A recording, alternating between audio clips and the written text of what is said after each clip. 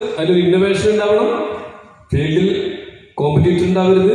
Competitor ഇല്ലെങ്കിലേ നമുക്ക് നിശ്ചയിക്കുന്ന വില നിശ്ചയിക്കാൻ പറ്റുള്ളൂ. അതിൻ്റെ ക്വാളിറ്റി ആണെങ്കിൽ എല്ലാ കാര്യങ്ങളും നമ്മൾക്ക് തന്നെ തീരുമാനിക്കണമെന്നുണ്ടെങ്കിൽ അതിനൊരു വേറൊരു അപരൻ അല്ലെങ്കിൽ കോമ്പറ്റീറ്റർ ഉണ്ടാവാൻ പാടില്ല. അപ്പോൾ നമ്മൾ ചെയ്യുന്നത് പ്രധാനമായിട്ട് ഏകദേശം 10 പ്രോജക്റ്റുകളാണ് കമ്പനിക്കുള്ളത്. നിലവിൽ അറൗണ്ട് 10 പ്രോജക്റ്റുകളുണ്ട്. ഈ 10 പ്രോജക്റ്റുകളിൽ എനിക്ക് തോന്നുന്ന ഒരു 7 ഇന്നോവേറ്റീവ് ആയിട്ടുള്ള പ്രോജക്റ്റുകളാണ്. ഈ 7 പ്രോജക്റ്റുകളിൽ ഒരു 3 കുറിച്ച് ഞാനൊന്ന് പറയാം. എല്ലാം ഞാൻ പറയുന്നില്ല, അതിനുള്ള സമയം നോക്കിയില്ല. എന്താണെന്നറിയോ, ഇപ്പോൾ ഞാനിവിടെ കമ്പനിയുടെ ചെയർമാൻ എന്ന രീതിയിൽ നിങ്ങളൊന്ന് ജസ്റ്റ് പരിചയപ്പെടാൻ വേണ്ടി വന്നതാണ്. അപ്പോൾ വന്ന കൂട്ടത്തിൽ ഇതൊന്നും ഇൻട്രൊഡ്യൂസ് ചെയ്ത് പോകാൻ തീരുമാനിച്ചു വന്നിട്ടുള്ളത്. എനിക്ക് ആകെ തന്നിട്ടുള്ള സമയം 1 മണിക്കൂറാണ്. അപ്പോൾ നിങ്ങൾക്ക് ഇനി ബാക്കി കാര്യങ്ങൾ, നിങ്ങൾക്കൂടെ ചെയ്യാനുള്ള കാര്യങ്ങൾ എന്താണെന്നും നിങ്ങൾക്ക് ഇതിലൂടെ ഇൻകം ജനറേറ്റ് ചെയ്ത് ബാക്കിയുള്ള കാര്യങ്ങൾ പറഞ്ഞു തരാൻ പോകുന്നത് ബ്രദറാണ്, MD നിഷാദ മുഹമ്മദ്. ആൾ വരും. ഒരു കാര്യം അഡ്വാൻസ് ആയിട്ട് പറയാം, ഇനി വരാൻ പോകുന്നത് ചേട്ടനാണ്. കണ്ടു കഴിഞ്ഞാൽ ഇതിനകത്ത് തോന്നുന്നുണ്ട് അഡ്വാൻസ് ആയിട്ട് പറഞ്ഞത്. അത് തെറ്റിദ്ധരിക്കരുത്. ആൾ ജ്യേഷ്ഠൻ, ഞാൻ അനിയണ്ട, തെറ്റിക്കരുതാലും. കുറച്ച് മുമ്പ് ചേട്ടനല്ലെന്ന് ചോദിച്ചേക്കരുത്. അപ്പോൾ ഞാനാണ് അനിയൻ, പുള്ളിയാണ് ജ്യേഷ്ഠൻ. ജ്യേഷ്ഠൻ കുറച്ചേക്ക് വരും. Brother MD Nishad Muhammad. Okay. അപ്പോൾ ഞാനിപ്പോൾ ഈ ഒരു കാര്യം, ഈ 3 പ്രോജക്റ്റുകൾ എന്താണെന്ന് മാത്രം പറയുന്നുള്ളൂ. ഈ 3 പ്രോജക്റ്റുകൾ, ഒന്നാമത്തെ പ്രോജക്റ്റ് നമ്മളെല്ലാവരും വളരെ ഭയത്തോടുകൂടെ അല്ലെങ്കിൽ പേടിയോടുകൂടെ അല്ലെങ്കിൽ സംശയത്തോടുകൂടെ അല്ലെങ്കിൽ ഒരു ഇല്ലീഗൽ ആണെന്നൊക്കെ തെറ്റിദ്ധരിച്ചിരുന്ന ഒരു ബിസിനസ്സാണ്. നമുക്ക് വീരപ്പനെ കുറിച്ച് കേട്ടിട്ടുണ്ടോ? വീരപ്പൻ ആരാ? കൊള്ളക്കാരൻ അല്ലേ? വീരപ്പൻ കൊള്ളക്കാരൻ. എന്ത് കൊള്ളാം? ചന്ദനം കൊള്ളക്കാരനാണ് വീരപ്പൻ. അപ്പൊ ഈ വീരപ്പന്റെ പേരിൽ ബ്രാൻഡ് ചെയ്തിട്ടുള്ള ഒരു മരമാണ് ചന്ദനം. ഈ ചന്ദനാണ് നമ്മളിവിടെ ആദ്യമായിട്ട് പറയാൻ പോകുന്ന പ്രൊജക്റ്റിലെ നായകൻ എന്ന് പറയുന്നത് ചന്ദനമാണ്, സാൻഡൽവുഡ്. അപ്പൊ ഇത് വീരപ്പൻ ചെയ്തിരുന്നപ്പോ ഇതൊരു ഇല്ലീഗൽ ബിസിനസ് ആയിരുന്നു. കാട്ടിലുള്ള ചന്ദനമരം മോഷ്ടിക്കുന്നു, പുള്ളി ആവശ്യക്കാർക്ക് വിൽക്കുന്നു, പൈസ ഉണ്ടാക്കുന്നു. അതൊരു ഇല്ലീഗൽ ബിസിനസ് ആയിരുന്നു. അത് മാത്രമല്ല, ഈ ചന്ദനം മറ്റുള്ളവരെ മോഷ്ടിക്കൽ മാത്രമല്ല, സർക്കാരിന്റെ അനുമതി ഇല്ലാതെ ഇത് വിൽപ്പന നടത്താനുള്ള അവകാശം അധികാരമൊന്നും പബ്ലിക്കിനില്ല. ഇന്നുമില്ല, പണ്ടുമില്ല. അപ്പൊ ഇതിന്റെ നിയമങ്ങൾ കുറച്ച് കടുത്തതായിരുന്നു. കുറച്ച് വർഷങ്ങൾക്ക് മുമ്പ് വരെ ചന്ദനം എന്ന് പറയുന്നത് സാധാരണക്കാരായിട്ടുള്ള ആളുകൾക്ക് നടാനോ വളർത്താനോ പരിചരിക്കാനോ അത് മുറിക്കാനോ വിൽപ്പന നടത്താനോ ഉപയോഗിക്കാനോ ഒന്നുള്ള അധികാര അവകാശം ഒന്നും ഉണ്ടായിരുന്നില്ല കുറച്ച് വർഷങ്ങൾക്ക് മുമ്പ് വരും. ഇത് ഈ ചന്ദനം എന്ന് പറയുന്നത് എന്തെങ്കിലും ഡേഞ്ചറസ് ആയിട്ടുള്ള വല്ല സാധനമല്ല, കടുത്ത വിഷം വല്ലതാണോ? അല്ല. ഇനി വല്ല മയക്കുമരുന്നാണോ? കഞ്ചാവ് പോലത്തെ? അതുമല്ല. പിന്നെ എന്തുകൊണ്ട് ഇതിങ്ങനെ സംഭവിച്ചു? അതിനെക്കുറിച്ച് നൂറ്റാണ്ടുകളുടെ പഴക്കമുണ്ട്. 18-ാം നൂറ്റാണ്ടിൽ ടിപ്പു സുൽത്താന്റെ ഭരണകാലത്ത് ടിപ്പു സുൽത്താൻ ഒരു രാജകീയ വൃക്ഷമായിട്ട് ചന്ദനത്തെ പ്രഖ്യാപിച്ചു. ഇതൊരു രാജകീയ വൃക്ഷമാണ്. ഇത് രാജകുടുംബാംഗങ്ങൾക്ക് മാത്രമേ നടാനും വളർത്താനും മുറിക്കാനും ഉപയോഗിക്കാനും എന്ത് കാര്യങ്ങൾക്കും അവകാശമുള്ളൂ. ഇനി ആരെങ്കിലും വീട്ടുവളപ്പിൽ, നമ്മുടെ സ്വന്തം വീട്ടുവളപ്പിൽ ആ ചന്ദനമരം ഉണ്ടെങ്കിൽ പോലും അതിന്റെ അവകാശം അതാത് രാജകുടുംബത്തിനായിരിക്കും എന്നുള്ള അങ്ങനെ ഒരു തീരുമാനം, ഒരു ഡിക്ലറേഷൻ 18-ാം നൂറ്റാണ്ടിൽ ടിപ്പു സുൽത്താൻ ചെയ്തു വെച്ചിട്ടുണ്ടായിരുന്നു. അതിനുശേഷം ടിപ്പു സുൽത്താന്റെ ഭരണത്തിന് ശേഷം ബ്രിട്ടീഷുകാർ വന്നപ്പോഴും ഈ നിയമം തന്നെ കണ്ടിന്യൂ ചെയ്ത് പോയി. കാരണം സർക്കാരിന് വരുമാനം കിട്ടുന്ന കാര്യമാണ്. അത് കഴിഞ്ഞ് ഇന്ത്യക്ക് സ്വാതന്ത്ര്യം കിട്ടിയിട്ടും കാര്യമായിട്ടുള്ള മാറ്റമൊന്നുമില്ലാതെ തന്നെ തുടർന്നുകൊണ്ടിരുന്നു. ഇപ്പൊ ഏതാനും വർഷങ്ങളായി ഇപ്പോ ഒരുപാട് ഗവൺമെന്റുകൾ ഇങ്ങനെ മാറി മാറി മാറി വന്നപ്പോൾ ഓരോ ഗവൺമെന്റും നിയമത്തിൽ ചെറിയ ചെറിയ ചെറിയ ചെറിയ അളവുകൾ കൊണ്ടുവന്ന് ഇന്ന് ചന്ദനം എന്ന് പറയുന്നത് സാധാരണക്കാരായിട്ടുള്ള ആളുകൾ ആർക്ക് വേണമെങ്കിലും സ്വന്തം വീട്ടുവളപ്പിലോ അതിനുവേണ്ടി സ്ഥലം എടുത്തിട്ടോ ഒരു കൃഷിയായിട്ട് നട്ടുപിടിപ്പിക്കാം, നട്ടു വളർത്താം, അതിനെ പരിചരിക്കാം. അത് നിയമപരമായി തന്നെ അത് യാതൊരു തടസ്സങ്ങളോ കാര്യങ്ങളോ ഒന്നുമില്ല. അതിൽ നിന്ന് വരുമാനം ഉണ്ടാക്കാം. ആ രീതിയിലേക്കുള്ള ഒരു കൃഷിയായിട്ട് ഇതിനെ ഡെവലപ്പ് ചെയ്തു. അപ്പോഴും ഒരു ചലഞ്ച് ഉണ്ടായിരുന്നത്, പണ്ട് കാലങ്ങളിലൊക്കെ ആണെങ്കിൽ ഒരു ചന്ദനമരം നട്ട് വളർത്തി അത് മുറിച്ച്, അല്ലെങ്കിൽ ഒരു സാധാരണ രീതിയിൽ വളർന്നു വന്നൊരു ചന്ദനമരം ആണെങ്കിൽ പോലും അത് മുറിക്കണം എന്നുണ്ടെങ്കിൽ അതൊരു 50 സെന്റിമീറ്റർ ചുറ്റുള്ള വണ്ണും 20 അടി ഹൈറ്റൊക്കെ വരുമ്പോഴാണ് മുറിക്കാൻ പറ്റുക. എന്നാൽ അതൊരു കാതലുണ്ടാവുള്ളൂ. അപ്പൊ ഇത് ഒരു 35-40 വർഷങ്ങളിലൊക്കെ ഇത് ഇത്രയും വളർച്ച എത്താറുള്ളൂ. അപ്പൊ സെൻട്രൽ ഗവൺമെന്റ് ഇതിനെക്കുറിച്ച് കൂടുതൽ പഠനങ്ങൾ നടത്തിയപ്പോൾ ചന്ദനം എന്ന് പറയുന്ന ഈ ഒരു മരത്തിന്റെ ഡിമാൻഡ് മനസ്സിലാക്കിയപ്പോൾ ലോകത്ത് വേൾഡ് വൈഡ് ഒരു 6000 ടണ്ണിന്റെ റിക്വയർമെന്റ് ഉള്ള ഒരു കമ്മോഡിറ്റിയാണ് ചന്ദനം എന്ന് പറയുന്നത്. അപ്പൊ ലോകത്ത് മുഴുവൻ നോക്കുകയാണെങ്കിൽ 6000 ടൺ ആവശ്യമുണ്ട്, പക്ഷേ ഒരു 1000 ടണ്ണിൽ താഴെ മാത്രമേ പ്രൊഡക്ഷൻ ഉള്ളൂ. ഇനി ഇന്ത്യയിൽ നോക്കുകയാണെങ്കിൽ 2000 ടണ്ണിന് റിക്വയർമെന്റ് നമുക്കൊരു വർഷത്തിലുണ്ട്, പക്ഷേ 100 ടണ്ണിൽ താഴെ മാത്രമേ ഇതിന് പ്രൊഡക്ഷൻ ഉള്ളൂ.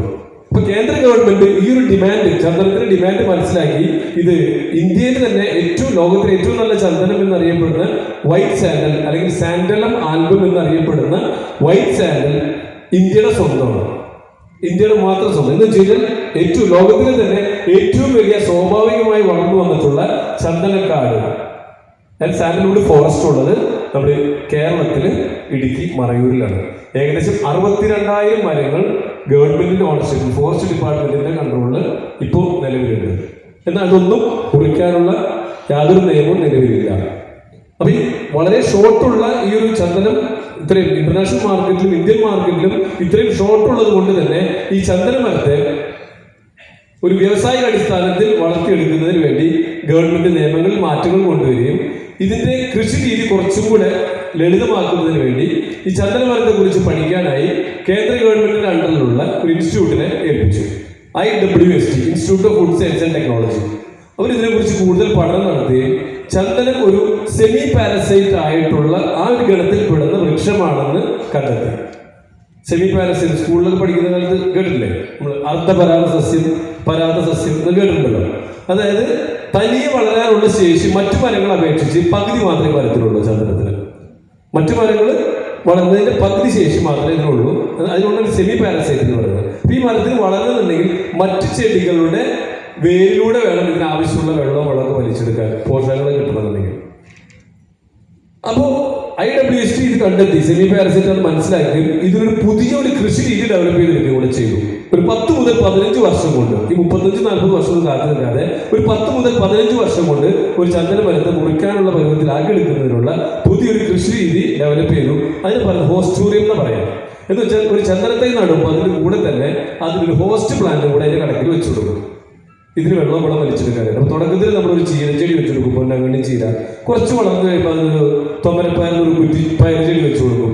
അത് കഴിഞ്ഞാൽ പിന്നെ ഒരു 15 വർഷം വരെ ഇതിന് വെള്ളം വലിച്ചെടുക്കാനായിട്ടുള്ള മറ്റൊരു പെർമനന്റ് ഹോസ്റ്റ് പ്ലാന്റ്, ഒരു പേരയോ നെല്ലിയോ ശീമക്കൊന്നോ കണിക്കൊന്നോ അങ്ങനെ എന്തെങ്കിലും ഒരു ചെടി കൂടെ ഇതിന് പെർമനന്റ് ആയിട്ട് വെച്ചു. അപ്പൊ അങ്ങനെയാണ് ഈ ഒരു കൃഷി രീതി ഡെവലപ്പ് ചെയ്തിട്ടുള്ളത്. ഈ രീതിയിൽ ചെയ്താൽ നമുക്ക് ഇത് പറയുമ്പോൾ പണ്ടൊക്കെ നമ്മുടെ വീട്ടില് ഒരു തെങ്ങ് കായ്ക്കണമെങ്കിൽ എത്ര വർഷം വേണമല്ലോ? ഒരു 8, 10, 12 വർഷം വേണം പണ്ടൊക്കെ അല്ലേ. ഇപ്പോഴാണെങ്കിലും 2-3 വർഷം കൊണ്ട് നമുക്ക് കായ്ക്കുന്ന തെങ്ങുകളുണ്ട്. ഇനി മാവാണെങ്കിലും സെയിം തന്നെയല്ലേ, ഒരു 5, 6, 7 വർഷം കഴിഞ്ഞാൽ കായ്ക്കുള്ളൂ. ഇപ്പൊ നമുക്ക് കവറിൽ തന്നെ പൂത്ത് മാങ്ങ ഉണ്ടായിട്ടുള്ള കവർ കൊണ്ട് വീട്ടിൽ വയ്ക്കാം. ചക്ക അങ്ങനെ തന്നെ അല്ലേ, വാങ്ങുന്ന കവറിൽ തന്നെ ചക്ക ഉണ്ടാവും, അതുകൊണ്ട് നട്ടാൽ മതി. അപ്പൊ ആ രീതിയിലേക്കുള്ള ഇന്നോവേഷൻസ്, ആ ടെക്നോളജി ഒക്കെ വന്നിട്ട് ഇവിടെ സംഭവിച്ചിട്ടുണ്ട്. ഇത് തന്നെയാണ് ചന്ദനത്തിന്റെ കാര്യത്തിൽ ഉണ്ടായിട്ടുള്ളത്. 10 മുതൽ 15 വർഷം കൊണ്ട് നമുക്ക് ഹാർവെസ്റ്റ് ചെയ്യാവുന്ന രീതിയിലേക്ക് ചന്ദനത്തിനെ വളർത്തിയെടുക്കാവുന്ന രീതിയിലുള്ള കൃഷി രീതി ഡെവലപ്പ് ചെയ്യും. പിന്നീട് സർക്കാർ അതിനെ ജനകീയമാക്കുന്നതിന് വേണ്ടി ഒരുപാട് പുതിയ സ്കീമുകളും അതിന് വേണ്ട പ്രോത്സാഹനങ്ങളൊക്കെ സർക്കാരിന്റെ ഭാഗത്ത് ഇപ്പോൾ തന്നുകൊണ്ടിരിക്കുകയാണ്. തുടക്കത്തിൽ നമുക്ക് ചന്ദനമരം മുറിക്കാനുള്ള അവകാശം പോലും ഉണ്ടായിരുന്നില്ല, വളർത്താനൊന്നും ഉണ്ടായിരുന്നില്ല. ഇപ്പൊ നിലവിൽ നമുക്ക് എല്ലാ അധികാരം അവകാശവും സർക്കാർ നമുക്ക് തന്നിട്ടുണ്ട്. വിൽപ്പന നടത്തുന്ന ആ ഒരു നിയമം ഒഴിച്ച് ബാക്കിയാണ്. ഇപ്പൊ നമ്മുടെ വീട്ടുവളപ്പിൽ ഒരു ചന്ദനമരം ഉണ്ടെങ്കിൽ അത് മുറിച്ചിടുന്നത് വരെയുള്ള കാര്യങ്ങൾ നമുക്ക് ചെയ്യാം. പക്ഷെ അത് വിൽപ്പന നടത്തണമെങ്കിൽ നമ്മൾ ഫോറസ്റ്റ് ഡിപ്പാർട്ട്മെന്റുമായിട്ട് ബന്ധപ്പെട്ട് റവന്യൂ ഡിപ്പാർട്ട്മെന്റും ഫോറസ്റ്റ് ഡിപ്പാർട്ട്മെന്റും വന്ന് ആ മുറിച്ചെടുത്ത ചന്ദനം അവർ കൊണ്ടുപോയി ലേലം ചെയ്ത് ആ സ്ഥലത്തിന്റെ ഉടമസ്ഥൻ ആരാണോ ആ ആളുടെ അക്കൗണ്ടിലേക്ക് പൈസ ട്രാൻസ്ഫർ ചെയ്ത് തരും. ഓക്കെ, അപ്പൊ അവിടെ വരെ നിയമങ്ങൾ എത്തിയിട്ടുണ്ട്. അപ്പൊ ഇതാണ് ചന്ദനം. പിന്നെ ചന്ദനം പേടിക്കേണ്ട കാര്യമുണ്ടോ? ചന്ദനം ഒരു ലീഗലായിട്ടുള്ള കൃഷിയാണ്. ചന്ദനം ഒരു മയക്കുമരുന്നോ അപകടകാരിയായിട്ടുള്ള ഒരു മരമൊന്നുമല്ല. ടിപ്പു സുൽത്താൻ അങ്ങനെ ഒരു നിയമം ഉണ്ടാക്കി വെച്ചു. ഇന്ന് വർഷങ്ങളെടുത്ത ആ നിയമങ്ങളിൽ ഒരുപാട് മാറ്റങ്ങൾ വന്ന് എല്ലാവർക്കും കൃഷി ചെയ്യാവുന്ന രീതിയിൽ അത് മാറിക്കഴിഞ്ഞു. അപ്പൊ ഇതാണ് ചന്ദന കൃഷി. ഇപ്പൊ നമ്മളോട് ചെയ്യുന്നത് എങ്ങനെയാന്ന് വെച്ച് കഴിഞ്ഞാൽ, ഈ ചന്ദനത്തിന് പ്രത്യേകത ഉള്ളത്, ഇത് സാധാരണ എവിടെ നട്ടാലും ചന്ദനം വളരും. എറണാകുളത്ത് നട്ടാലും പാലക്കാട് നട്ടാലും കോഴിക്കോട് നട്ടാലും തിരുവനന്തപുരത്ത് നട്ടാലും ചന്ദനം വളരും. പക്ഷെ ഇതിന് ഏറ്റവും നല്ല ഫസ്റ്റ് ക്വാളിറ്റി കാതൽ കിട്ടിയാൽ മാത്രമേ ഇതിന് വില കിട്ടുള്ളൂ. അതിന് ഫസ്റ്റ് ക്വാളിറ്റി കാതലിന് മാത്രമേ ഡിമാൻഡ് ഉള്ളൂ. ഫസ്റ്റ് ക്വാളിറ്റി കാതൽ എന്ന് പറഞ്ഞു കഴിഞ്ഞാൽ ഏറ്റവും കൂടുതൽ ഓയിൽ കണ്ടന്റ് ഉള്ള കാതൽ. ഈ ഫസ്റ്റ് ക്വാളിറ്റി ഏറ്റവും കൂടുതൽ ഓയിൽ കണ്ടന്റ് ഉള്ള കാതൽ കിട്ടണമെന്നുണ്ടെങ്കിൽ അതിന്റെ പേരാണ് വിലായൻ ബുദ്ധ. പൃഥ്വിരാജിന്റെ ഒരു സിനിമ വന്നിട്ടുണ്ടായിരുന്നു കുറച്ച് നാൾ മുമ്പ്, അതാണ് വിലായൻ ബുദ്ധ. ഈ ഫസ്റ്റ് ക്വാളിറ്റി കാതൽ കിട്ടണമെന്നുണ്ടെങ്കിൽ ഇതൊരു പ്രത്യേക കാലാവസ്ഥയിൽ വളർന്നാൽ മാത്രമേ ഇതുണ്ടാവുള്ളൂ. അത് സമുദ്രനിരപ്പിൽ നിന്നും സീ ലെവലിൽ നിന്നും 700 മീറ്റർ ഉയരത്തിൽ ഹൈ റേഞ്ച് ഏരിയകളിൽ, അതായത് വയനാട്, ഇടുക്കി അങ്ങനെയുള്ള സ്ഥലങ്ങളിലുള്ള വളരുന്ന ഒരു സമുദ്രനിരപ്പിൽ 700 മീറ്ററിൽ കൂടുതൽ ഉയരത്തിൽ സ്ഥിതി ചെയ്യുന്ന സ്ഥലങ്ങളിൽ ഉള്ള കാലാവസ്ഥയിൽ വളരുന്ന ചന്ദനങ്ങളിൽ മാത്രമാണ് ഇത്തരത്തിലുള്ള ഫസ്റ്റ് ക്വാളിറ്റി കാതൽ കിട്ടുള്ളൂ. ആ കാതലിനാണ് ഏറ്റവും കൂടുതൽ ഡിമാൻഡ് ഉള്ളതും വില കിട്ടുന്നത്. അപ്പൊ അതുകൊണ്ട് തന്നെ നമ്മളെല്ലാ പ്രൊജക്റ്റുകളും ഇപ്പോൾ ചെയ്യുന്നത്, നമ്മൾ ഈ സാൻഡൽവുഡ് പ്ലാന്റേഷൻ ചെയ്യുന്നത് വയനാട്ടിലാണ്. കറക്റ്റ് പറ്റിയ കാലാവസ്ഥയാണ്, ഏറ്റവും നല്ല മണ്ണാണ്, ബ്ലാക്ക് സോയിലാണ്. എന്ന് വെച്ച് കഴിഞ്ഞാൽ ചന്ദന കൃഷിക്ക് എനിക്ക് തോന്നുന്നത് ലോകത്തിലെ തന്നെ ഏറ്റവും അനുയോജ്യമായിട്ടുള്ള കാലാവസ്ഥയിൽ മണ്ണും ഉള്ള ഒരു സ്ഥലമാണ് വയനാട്. ഈ വയനാട്ടിൽ തന്നെ ഒരുപാട് സ്ഥലങ്ങൾ റിസ്ക് കൂടിയ ഏരിയകളുണ്ട്, റിസ്ക് കുറഞ്ഞ ഏരിയകളുണ്ട്, റിസ്ക് തീരെ ഇല്ലാത്ത ഏരിയകളുണ്ട്. അതായത് red zone, orange zone, green zone.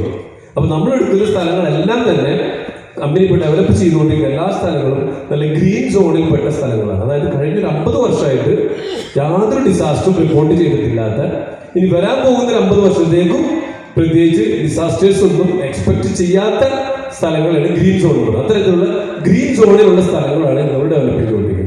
അപ്പോൾ 1400 ഏക്കർ സ്ഥലം 2030 ഡെവലപ്പ് ചെയ്ത് സാധാരണക്കാരായിട്ടുള്ള ആളുകൾക്ക് 5 സെന്റ് 5 സെന്റ് 5 സെന്റ് രീതിയിലുള്ള പ്ലോട്ടുകളാക്കി തിരിച്ച് ഓരോ പ്ലോട്ടിലും 20 ചന്ദന തൈകൾ നട്ട് വാങ്ങുന്ന ആളുടെ പേരിൽ ആധാരം രജിസ്ട്രേഷൻ ചെയ്ത് കൊടുത്ത് അതിൽ ഒറിജിനൽ ആധാരം ഡോക്യുമെന്റ്സും അവർക്ക് തന്നെ കൊടുത്ത് 15 വർഷം വരെ, അതായത് മുറിക്കേണ്ട സമയം വരെ ഇതിന്റെ എല്ലാ പരിചരണവും, വെള്ളം കൊടുക്കലും, വളം കൊടുക്കലും, മരുന്നടിക്കലും, സെക്യൂരിറ്റി, ഏറ്റവും പ്രധാന സെക്യൂരിറ്റി ഉണ്ട്, കള്ളന്മാർ കൊണ്ടുപോകേണ്ടത് നോക്കട്ടെ, ഇതെല്ലാം ചെയ്ത് മുറിക്കേണ്ട സമയം വരെ, ഇത് മുറിച്ച് പൈസ കിട്ടുന്ന സമയം വരെ ഇതിനെ പ്രൊട്ടക്ട് ചെയ്യുന്നതിനുള്ള എഗ്രിമെന്റ് ഉൾപ്പെടെയാണ് ഇത് നമ്മൾ റിയൽ എസ്റ്റേറ്റ് മോഡലിൽ ഇത് ചെയ്തുകൊണ്ടിരിക്കുന്നത്. ഇതൊരു സൊസൈറ്റി ആക്കി രൂപീകരിച്ചുകൊണ്ട് ഈ പ്ലോട്ട് വാങ്ങുന്ന ഓരോ 5 സെന്റ് പ്ലോട്ട് വാങ്ങുന്ന ഓരോ വ്യക്തികളെയും ആ ഒരു സൊസൈറ്റിയുടെ മെമ്പേഴ്സ് ആക്കിക്കൊണ്ടാണ് നമ്മൾ ഈ project real estate model develop ചെയ്തുകൊണ്ടിരിക്കുന്നത്. Sandalwood group farmers welfare association എന്നുള്ള പേരിൽ ഒരു സൊസൈറ്റി രൂപീകരിച്ച് ആ സൊസൈറ്റിയിലെ മെമ്പേഴ്സ് ആയിരിക്കും ഓരോ 5 സെന്റ് ചന്ദനത്തോട്ടത്തിന്റെ ഉടമസ്ഥർ. ചുരുക്കി പറഞ്ഞാൽ നമുക്ക് ഇത്ര പറയാം. ബാക്കി ഡീറ്റെയിൽസ് നിങ്ങളെ കൊണ്ട് ക്ഷണിച്ച ആൾക്കാർ പറഞ്ഞു തരുന്നുണ്ടാവും. ഓക്കെ, അല്ലെങ്കിൽ നമുക്ക് ഈ സെഷൻ കഴിഞ്ഞിട്ട് നമുക്ക് വേണമെങ്കിൽ സംസാരിക്കാം. ഇനി രണ്ടാമത്തെ പ്രൊജക്ട്, ഇതൊന്നും ക്ലിയർ ആയിട്ടുള്ള യെസ്. ഇനി രണ്ടാമത്തെ പ്രൊജക്ട് എന്ന് പറയുന്നത് ടൂറിസം പ്രൊജക്റ്റാണ്. അതായത് ഈ 5 സെന്റ് വീതമുള്ള സ്ഥലത്ത് 20 ചന്ദന തൈകൾ നടുമ്പോൾ നമ്മൾ കമ്പനി എടുക്കുന്ന സ്ഥലങ്ങളിൽ ചില സ്ഥലങ്ങൾ ടൂറിസത്തിന് സ്കോപ്പുള്ള ഏരിയകളുണ്ട്. അത്തരത്തിലുള്ള സ്ഥലങ്ങളിൽ ഈ 5 സെന്റ് സ്ഥലത്ത് 16 ചന്ദനങ്ങൾ, അതായത് 20 മരങ്ങൾ നടുന്നതിന് പകരം 16 മരം നട്ട് ബാക്കിയുള്ള ആ ഒരു 4 മരങ്ങൾ അവിടെ ഒഴിവാക്കുമ്പോൾ ഏകദേശം ഒരു 650 സ്ക്വയർ ഫീറ്റ് ഏരിയ ഫ്രീ ആയിട്ട് കിട്ടും. ആ ഏരിയയിൽ ഏകദേശം ഒരു 570 സ്ക്വയർ ഫീറ്റിൽ ഒരു കേവ് മോഡൽ, ഒരു ഗുഹ മാതൃകയിലുള്ള ഒരു 4 സ്റ്റാർ കാറ്റഗറി, നേരത്തെ വീഡിയോയിൽ കണ്ടില്ലേ, അതുപോലുള്ള ഒരു ഇതുപോലുള്ളൊരു കേവ് മോഡലില് ഇക്കോ ഫ്രണ്ട്ലി ആയിട്ടുള്ള ഒരു റിസോർട്ട്. ഇത് ഒരു 11 ഏക്കറിൽ 150 കോട്ടേജസ് ഉള്ള, കേവ്സ് ഉള്ള ഒരു പ്രോപ്പർട്ടിയാണ് ഇപ്പോൾ നമ്മൾ ഡെവലപ്പ് ചെയ്തുകൊണ്ടിരിക്കുന്നത്. ഇതിലൊരു മാസ്റ്റർ ബെഡ്റൂം ഉണ്ട്, കുട്ടികൾക്കുള്ള ഒരു ബെഡ് സ്പേസ്, ഒരു ബേ വിൻഡോ, ഒരു മോഡേൺ ടോയ്ലറ്റ്, പിന്നെ ഏറ്റവും വലിയ പ്രത്യേകത റൂമിനകത്ത് തന്നെ ഒരു പ്രൈവറ്റ് പൂളും ഒരു വാട്ടർഫോൾസും സെറ്റ് ചെയ്തിട്ടുണ്ട്. അപ്പൊ 5 സെന്റ് സ്ഥലം വാങ്ങുന്ന ആളുടെ പേരിൽ ആധാരം രജിസ്ട്രേഷൻ ചെയ്തിരുന്നു. അവരുടെ പേരിൽ ഈ റിസോർട്ട്, ഈ കോട്ടേജിന്റെ പണി പൂർത്തീകരിച്ച് 6 മാസത്തിനുള്ളിൽ താക്കോല് കൈമാറുന്നു. അതൊരു 15 വർഷത്തെ ഒരു എഗ്രിമെന്റ് പ്രകാരം കമ്പനി തന്നെ ഇത് നടത്താനായിട്ട് നിങ്ങളെ ഇങ്ങോട്ട് തിരിച്ചു വയ്ക്കും. ഇപ്പൊ നിങ്ങൾ ഈ പ്രോപ്പർട്ടി നമ്മളത് വാങ്ങി, അതായത് 5 സെന്റ് സ്ഥലം, ഈ ഒരു 500 സ്ക്വയർ ഫീറ്റ് കോട്ടേജും പ്ലസ് 16 ചന്ദനമരങ്ങൾ അടങ്ങുന്ന ഒരു പ്രോപ്പർട്ടി നിങ്ങളുടെ പേര് ആധാരം രജിസ്റ്റർ ചെയ്യുന്ന ഒറിജിനൽ ഡോക്യുമെന്റ് നിങ്ങൾക്ക് തരുന്നു. അത് 15 വർഷത്തിന്റെ എഗ്രിമെന്റ് പ്രകാരം ഹോസ്പിറ്റാലിറ്റി കമ്പനി, നമ്മുടെ തന്നെ ഹോസ്പിറ്റാലിറ്റി കമ്പനി ഇത് മാനേജ് ചെയ്യുന്നതിനായിട്ട് നിങ്ങളെ കയ്യിൽ കൊണ്ടുവാങ്ങുന്നു.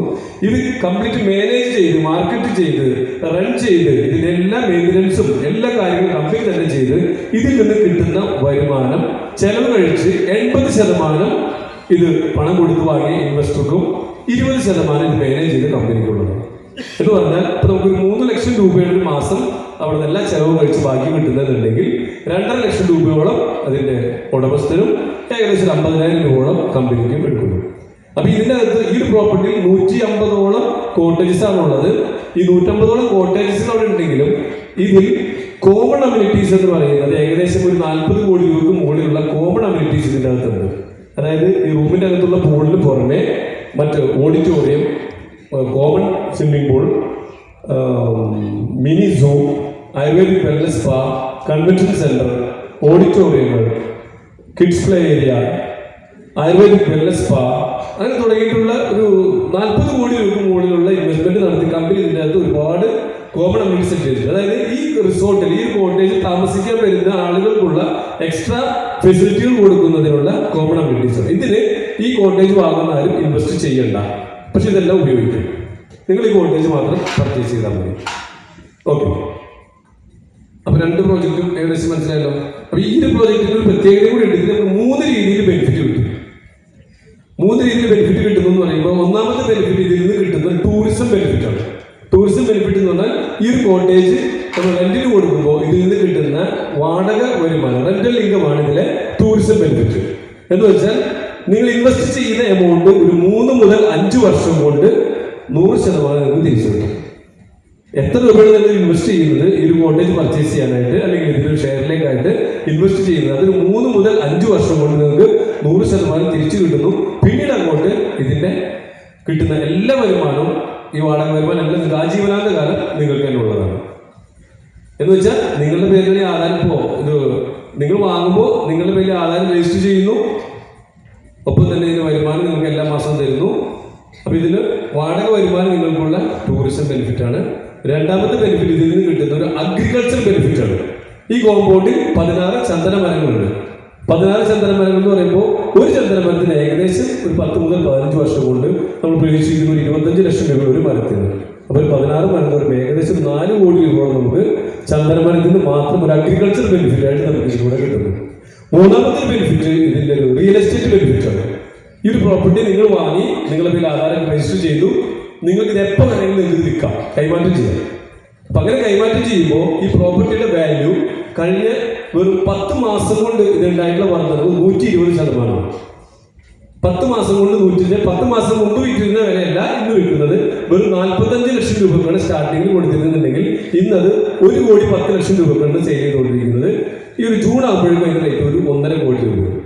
ഇനി ഇത് റൺ ചെയ്ത് തുടങ്ങിയാൽ, പണികളെല്ലാം പൂർത്തീകരിച്ച് ഫുൾ സ്വിംഗിലായി വർക്ക് ചെയ്ത് തുടങ്ങുമ്പോൾ ഇതിൽ നിന്ന് കിട്ടുന്ന വരുമാനം കൂടുതൽ എവിഡൻസ് ആകുമ്പോൾ ഈ ഒരു പ്രോപ്പർട്ടിയുടെ വാല്യൂ പിന്നെ നിങ്ങൾക്ക് നിശ്ചയിക്കാം. ഞങ്ങൾ വിറ്റ് തീരുമല്ലോ, പിന്നെ ഇത് വാങ്ങുന്ന നിങ്ങൾക്ക് തീരുമാനിക്കാം ഇതിന്റെ വാല്യൂ. അതായത് ഒരു മാസം നമ്മൾ പ്രതീക്ഷിക്കുന്നത് എല്ലാ ചെലവും കഴിച്ച് ഏവറേജ് 2.5 ലക്ഷം രൂപ ഒരു ഇൻവെസ്റ്റർക്ക് കയ്യിൽ കിട്ടുന്നുള്ളതാണ് ഏകദേശം ഒരു കാൽക്കുലേഷൻ. അപ്പോൾ 2.5 ലക്ഷം രൂപ നമുക്ക് ഒരു മാസം വരുമാനം കിട്ടണമെന്നുണ്ടെങ്കിൽ ആ ഒരു പ്രോപ്പർട്ടി ഒരു ഔട്ട്സൈഡ് വാല്യുവേഷൻ നിങ്ങൾ നോക്കുകയാണെന്നുണ്ടെങ്കിൽ, ഒരു കൊമേഴ്സ്യൽ പ്രോപ്പർട്ടിക്ക് 2.5 ലക്ഷം രൂപ മാസം വാടക കിട്ടണമെന്നുണ്ടെങ്കിൽ 7 മുതൽ 10 കോടി രൂപ വരെ വാല്യുവേഷൻ ഉള്ള ഒരു പ്രോപ്പർട്ടിക്ക് മാത്രമേ മാസം 2.5 ലക്ഷം രൂപ വാടക കിട്ടുള്ളൂ. ഇവിടെ നിങ്ങൾക്ക് വെറും 1 കോടി 10 ലക്ഷം രൂപയ്ക്ക് ഇന്നത്തെ വിലയിൽ ഈ പറയുന്ന ഒരു 7 10 കോടി രൂപ ഇൻവെസ്റ്റ് ചെയ്താൽ കിട്ടുന്ന റിട്ടേൺ നിങ്ങൾക്ക് ഇവിടെ നിന്ന് പ്രതീക്ഷിക്കാം. ചന്ദനവർഗത്തിൽ നിന്നുള്ള വരുമാനം വേറെ, ലൈഫ് ലോങ് വാടക വരുമാനം വേറെ. ഓക്കെ, അപ്പം ഇങ്ങനെ 3 രീതിയിലുള്ള ബെനിഫിറ്റുകൾ കിട്ടുന്ന, അപ്പം ഞാൻ നേരത്തെ പറഞ്ഞ കറക്റ്റ് അല്ലേ? ഈ പറഞ്ഞ 3 പ്രോജക്റ്റുകൾ നിങ്ങൾ എവിടെയെങ്കിലും കേട്ടിട്ടുണ്ടോ? ഇതിന് കോമ്പറ്റീഷൻ ഉണ്ടോ? എവിടെയെങ്കിലും പോയിട്ട് 5 സെന്റ് സ്ഥലത്ത് എനിക്കൊരു ഗെയിം കോട്ടേജ് വേണം കിട്ടുമോ അന്വേഷിച്ചാൽ? ഇല്ല, കോമ്പറ്റീഷൻ ഇല്ല. കോമ്പറ്റീഷൻ ഉണ്ടെങ്കിലല്ലേ നമ്മൾ വിലയിൽ ഇതിൽ ഇനി എന്തെങ്കിലും മാറ്റങ്ങൾ വരുന്നതൊക്കെ ചിന്തിക്കുന്നുണ്ടോ? അപ്പൊ ഇതുകൊണ്ട് എന്താ ഇവിടുത്തെ ഒരു പ്രത്യേകത എന്ന് വെച്ച് കഴിഞ്ഞാൽ, ഏതൊരു പ്രസ്ഥാനം വിജയിക്കണമെന്നുണ്ടെങ്കിൽ 3 ആളുകൾ സന്തോഷമായാൽ, ഹാപ്പി ആയാൽ, സാറ്റിസ്ഫൈഡ് ആയാൽ മാത്രമേ ആ പ്രൊജക്റ്റുകൾ നിലനിൽക്കാറുള്ളൂ, വിജയിക്കാറുള്ളൂ. 3 ആളുകൾ സാറ്റിസ്ഫൈഡ് ആവണം. ഒന്നാമത്തെ ആളുകൾ എന്ന് പറഞ്ഞാൽ ഇത് വാങ്ങുന്ന ആളുകൾ, ഇതിൽ ഇൻവെസ്റ്റ് ചെയ്യുന്ന ആൾക്കാർ, അവർക്ക് നല്ല ലാഭം കിട്ടണം. ഓക്കെ, അതോട് ഓൾറെഡി ഉണ്ട്. 3 മുതൽ 5 വർഷം കൊണ്ട് ഇൻവെസ്റ്റ് ചെയ്ത എമൗണ്ട് തിരിച്ചു കിട്ടുന്നു, പിന്നീട് ലൈഫ് ലോങ് ഇൻകം കിട്ടുന്നു, ചന്ദ്രബലത്തിന്റെ വരുമാനം മറ്റുള്ള കിട്ടുന്നു. രണ്ടാമത്തെ ഒരു കാറ്റഗറി ആൾക്കാർ ഇത് ഡീല് ചെയ്യുന്ന സെല്ലേഴ്സ് ഉണ്ട്, മീഡിയേറ്റേഴ്സ്. ഇത് വിൽക്കുന്ന ആൾക്കാർക്ക് നിങ്ങൾക്കറിയാം, സാധാരണ റിയൽ എസ്റ്റേറ്റിലൊക്കെ 1% 2% കമ്മീഷൻ കിട്ടും അല്ലേ? അല്ല, റിയൽ എസ്റ്റേറ്റ് ചെയ്യുന്ന കുറച്ച് ആൾക്കാരെ കൂടെ എനിക്കറിയാം. അതായത് 1 കോടിയുടെ ബിസിനസ് ചെയ്ത് കഴിഞ്ഞാൽ 1 ലക്ഷം 2 ലക്ഷം കിട്ടുള്ളൂ. ഇവിടെ അതിൻ്റെ ഒരു 3-4 മടങ്ങാണ് നമ്മളിവിടെ റിട്ടേൺ കൊടുക്കുന്നത്. അപ്പോൾ ഇവിടെ സെല്ലേഴ്സ്, മീഡിയേറ്റേഴ്സും ഹാപ്പിയാണ്. മൂന്നാമത്തെ ഒരു കാറ്റഗറി ആരായിരിക്കും ഹാപ്പി ആവില്ല, സാറ്റിസ്ഫൈഡ് ആവില്ല? കമ്പനി. ഇത് നടത്തുന്ന കമ്പനിക്ക് ലാഭം ഉണ്ടാവില്ല, വിൽക്കുന്നവർക്കും വാങ്ങുന്നവർക്കും ലാഭമുണ്ട്. ഇത് നടത്തുന്ന കമ്പനിക്ക് നഷ്ടമായാലോ? കമ്പനി നിലനിൽക്കില്ല. അപ്പൊ അതുകൊണ്ട് എന്താ, കമ്പനിക്ക് നല്ല ലാഭമുണ്ട്. അപ്പൊ കമ്പനി, സെല്ലറും ബയ്യറും 3 പേരും വളരെ ഹാപ്പിയാണ്. അതെല്ലാവരും ഹാപ്പി ആയതുകൊണ്ടാണ്, ഞങ്ങൾ കമ്പനി ഹാപ്പിയാണ്, സെല്ലേഴ്സ് ഹാപ്പി ആയതുകൊണ്ടാണ് ഇന്ന് ബയേഴ്സ് ആയിട്ടുള്ള നിങ്ങളെ ഇങ്ങോട്ട് ഇൻവൈറ്റ് ചെയ്ത് നമുക്ക് എല്ലാവർക്കും ഇന്ന് ഈ ഹോൾ ഇതുപോലെ നിറഞ്ഞു കവിയുന്ന രീതിയിലേക്ക് പോലും ഇവിടെ തിങ്ങി നിറഞ്ഞിട്ടുള്ളത്. അപ്പൊ എല്ലാവരും ഹാപ്പി ആണെന്നൊരു പ്രൂഫും കൂടെ അല്ല നമ്മൾ കാണുന്നത്. അപ്പൊ ഇന്നിവിടെ ഉള്ള വന്നത് നിങ്ങൾ എല്ലാവരും നല്ലൊരു കഴിയുക. അപ്പോൾ എന്താണ് പ്രൊജക്റ്റ് എന്നുള്ളത് ഞാൻ എൻ്റെ റോള് പറഞ്ഞു തീർത്തു. അരമണിക്കൂറിന് വിചാരിച്ചിട്ട് സമയം കൂടുതൽ എടുത്തെന്ന് തോന്നുന്നുണ്ട്. എന്തായാലും ബാക്കിയുള്ള കാര്യങ്ങൾ ഇനി ഒരു 1 hour സമയം, 1-1.5 മണിക്കൂർ സമയമാണ്. ഇനി നിങ്ങൾക്ക് ഇതിലൂടെ എങ്ങനെയൊക്കെയാണ് ബെനിഫിറ്റ് ഉണ്ടാക്കാൻ പറ്റുക എന്നുള്ളത് MD പറയാൻ പോണത്. ഞാൻ പറഞ്ഞു ബ്രദർ വരുന്നു പറഞ്ഞില്ലേ, ബ്രദർ എന്ന് പറയുമ്പോൾ ആരെങ്കിലും